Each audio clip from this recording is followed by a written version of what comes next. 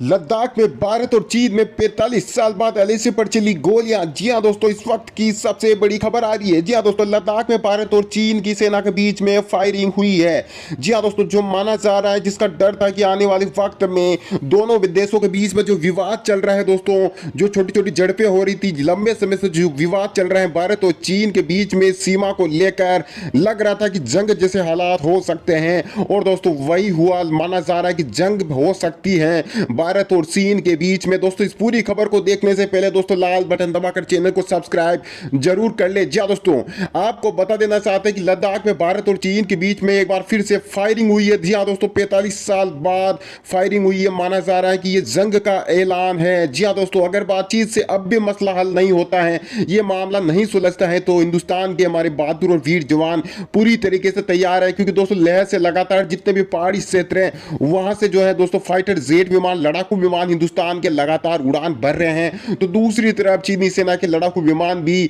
पहाड़ी क्षेत्र में दोस्तों गश्त कर रहे हैं। दोनों देशों की सेना की रडार जो है दोस्तों एक दूसरे के ऊपर निगाहें रखी हुई है। माना यह जा रहा है कि आने वाले 48 घंटे बड़े अहम होने वाले हैं। राजनाथ सिंह जी भी बड़ी बड़ी मीटिंगें कर रहे हैं, चीन के रक्षा मंत्री भी मीटिंगें कर रहे हैं, दोनों देशों के रक्षा मंत्री भी बड़ी बातचीत कर चुके हैं बैठक में। अब माना यह जा रहा है कि आने वाले वक्त में क्या फैसला निकल कर आता है। जी हाँ दोस्तों, आपको बता देना चाहते हैं, भारत और चीन के सैनिकों के बीच 6 सितंबर को एक बार फिर से झड़प हुई है। चीन ने दावा किया है कि भारत के सैनिकों ने गोलियां चलाकर सभी द्विपक्षीय समझौतों का उल्लंघन किया है।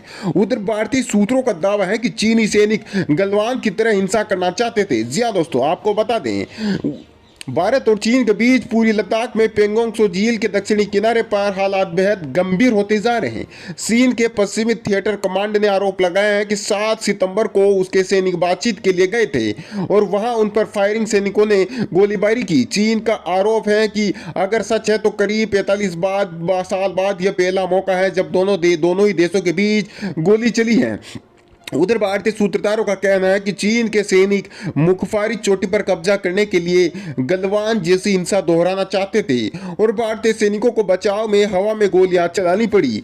चीन के सरकारी प्रोपेगेंडा अखबार ग्लोबल टाइम्स ने चीनी सेना के वेस्टर्न थिएटर कमांड के प्रवक्ता के हवाले से पेंगोंग त्सो के पास झड़प का दावा किया है। ग्लोबल टाइम्स ने लिखा है कि भारतीय सेना ने पेंगोंग त्सो झील के दक्षिणी छोर के पास सेनपाओ की पहाड़ी पर एलएसी को पार किया। भारतीय जवानों ने बातचीत की कोशिश कर रहे पीएलए के बॉर्डर पेट्रोल से जुड़े सैनिकों पर वार्निंग शॉट फायर किए, जिसके बाद चीनी सैनिकों को हालात काबू करने के लिए कदम उठाने पड़े।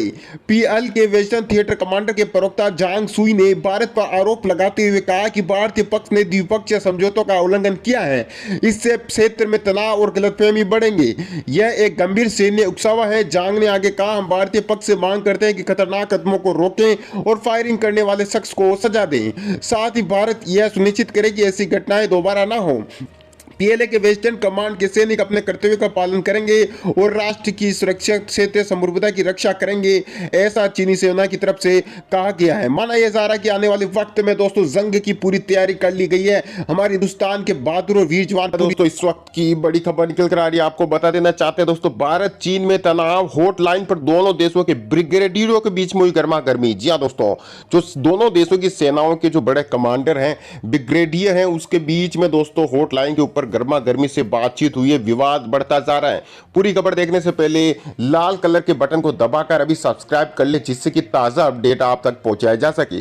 पूरी लद्दाख में सामान्य स्थिति बहाल करने के लिए आमने सामने मिलने के बजाय हॉटलाइन पर भारतीय सेना और चीनी सेना के ब्रिगेडियर ने बातचीत की। इस दौरान दोनों तरफ से कहासुनी देखने को मिली। जी हाँ दोस्तों, आपको बता दें, पूरी लद्दाख में सामान्य स्थिति बहाल करने के लिए आमने सामने मिलने के बजाय हॉटलाइन पर भारतीय सेना और चीनी सेना के ब्रिगेडियर ने बातचीत की। इस दौरान दोनों तरफ से कहा सुनी देखने को मिली। फिलहाल आमने सामने बैठकर कायदे से बातचीत करने के बजाय हॉटलाइन पर दोनों देशों के बीच चर्चा इस बात का संकेत है कि संबंध बेपटरी हो रहे हैं, विवाद बढ़ता जा रहा है, स्थिति गंभीर हो रही है और चीन जो है दोस्तों कहीं ना कहीं उकसा रहा है हिंदुस्तान को। और अगर हिंदुस्तान के हमारे वीर और बहादुर जवानों ने एक बार अगर दोस्तों उकसाने के बाद अगर अटैक कर दिया चीन के ऊपर, तो चीन को उसकी औकात हिंदुस्तान की सेना अच्छी तरीके से दिखा सकती है। वही दोस्तों इसे एक टेबल पर बातचीत मुमकिन नहीं हो पा रही है। लद्दाख में मुखबिरी पीक पर चीनी सैनिकों के पहुंचने के प्रयास को लेकर दोनों देशों के ब्रिगेडियर के बीच गर्मा गर्मी बहस हो गई। बता दें कि इस चोटी पर फिलहाल भारतीय सैनिकों का कब्जा है। चीन के ब्रिगेडियर का कहना था कि चीनी सैनिकों का हथियार लेकर चलना मार्शल कर्चिल का मामला है, लेकिन भारतीय सेना ने सोमवार की रात को फायरिंग करके बॉर्डर प्रोटोकॉल का उल्लंघन किया है। वहीं भारतीय सेना के ब्रिगेडियर ने आरोप लगाया है कि चीन ने अस्थायी तौर पर स्टोन डिफेंस तैयार कर लिए हैं और इस तरह की गतिविधि से सीमा पर तनाव और बढ़ेगा।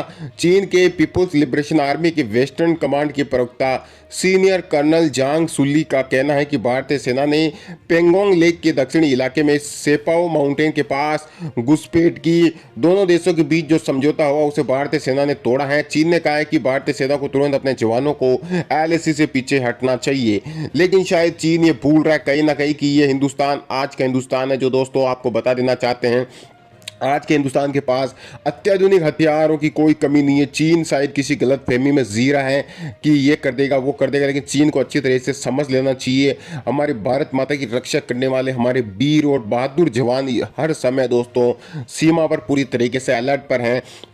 लगातार लड़ाकू विमान जो है दोस्तों गश्त पर है। लेह क्षेत्र के पहाड़ी इलाके हैं, वहाँ से दोस्तों लड़ाकू विमान लगातार गश्त पर उड़ान भर रहे हैं। हिंदुस्तान की सेना पूरी तरीके से चाइनीज आर्मी पर रडार के द्वारा नज़र रख रही है। हालांकि चाइनीज आर्मी भी दोस्तों हिंदुस्तान के ऊपर निगाहें रख रही होगी, क्योंकि दोनों ही देश इस वक्त रडार से एक दूसरे के ऊपर निगाहें रखे हुए हैं। दोनों देश अलर्ट हैं, लेकिन दोस्तों लगातार मीटिंगें हो रही है, बैठकें हो रही है कि बातचीत को जो है दोस्तों इस मसले को जो है बातचीत के द्वारा इसका कोई हल निकाला जाए।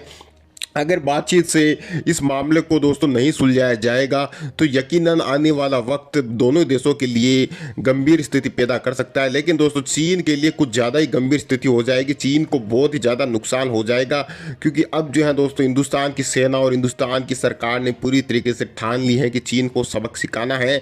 इसके लिए दोस्तों आपको बता देना चाहते हैं, पहले टिकटॉक जैसे बड़े ऐप को बंद कर दिया, उसके साथ 59 ऐप भी बैन किए गए। फिर इसके बाद बारी आई दोस्तों PUBG के साथ 118 ऐप्स की जो बैन कर दिए गए हैं। तो दोस्तों कुल मिलाकर चीन को जो है दोस्तों बड़ा झटका देने की तैयारी में है हिंदुस्तान, और हिंदुस्तान के साथ है पूरी दुनिया के कई बड़े देश, चाहे अमेरिका हो, रूस हो, फ्रांस हो। साथ ही दोस्तों सबसे पहले चीन की आर्थिक कमर को तोड़ा गया है, और धीरे धीरे अब भी चीन अगर नहीं सुधरता है तो फिर आप यकीन मानिए हिंदुस्तान के हमारे वीर और बहादुर जवान चीन को उसकी औकात दिखाने के लिए हर वक्त तैयार हैं। साथ ही दोस्तों आपको ये भी नए हवाई अड्डे ठिकाने बना रहा है। यही नहीं, चीन के लद्दाख के पास स्थित अपने सैन्य ठिकाने पर अपनी परमाणु मिसाइल DF-26 को तैनात कर दिया। चीन की इस जोरदार सैन्य तैयारी का करारा जवाब देने के लिए अब अमेरिका ने भी अपने मित्र भारत की मदद के लिए साथ खड़ा है। जहां दोस्त आपको बता दें, अमेरिका ने चीन को सिखाया बड़ा सबक। अमेरिका ने भारत के बेहद करीब स्थिति और नौसैनिक अड्डे डियांगो गार्सिया पर परमाणु बम गिराने में सक्षम बर्मस्क विमान को तैनात कर दिया। इसको लेकर चीन काफी डरा। जहां दोस्त आपको बता दें, अमेरिका ने चीन को 24 घंटे की धमकी दी, अगर LAC से दूर नहीं हटा तो अमेरिका ने चीन को परमाणु बम की दी धमकी। जहां दोस्तों बड़ी खबर आ रही है, अमेरिका की इंडो पैसिफिक कमान की ओर से जारी बयान में कहा गया है कि B-20 spirit stealth bomber Diego Garcia के तैनात किए गए। ये विमान करीब 29 घंटे की यात्रा करके अमेरिका के मैसूरी एयरफोर्स बेस में डियांगो गार्सिया पहुंचे थे। अमेरिका ने कहा कि 29 घंटे की ये यात्रा दर्शाती है कि अमेरिका अपने दोस्त सहयोगी मदद के लिए भारत के साथ हमेशा खड़ा रहेगा। लंबी दूरी तय किसी भी समय कहीं भी हमला करने के लिए पूरी तरह से तैयार है परमाणु बम। US एयरफोर्स में कमांडर कर्नल केस्टोर कोनन ने कहा कि हम डियांगो गार्सिया जैसी महत्वपूर्ण जगह पर आकर रोमांचित महसूस कर रहे हैं। जैसे दोस्तों आपको बता दें, कमांडर कोंत ने कहा कि बॉम्ब स्क्वाड्रन हमारी नेशनल डिफेंस स्ट्रेटेजी का हिस्सा है। हम हिंद महासागर में अपने दोस्त भारत के सहयोगी साथियों को मजबूती के साथ खड़े रहेंगे और हमला करके धीरे धीरे चीन को तबाह कर देंगे। उन्होंने कहा कि कोरोना वायरस के संकट के बाद एयरफोर्स इंडो पैसिफिक इलाके में सहयोग करने और रक्षा मंत्रालय के देश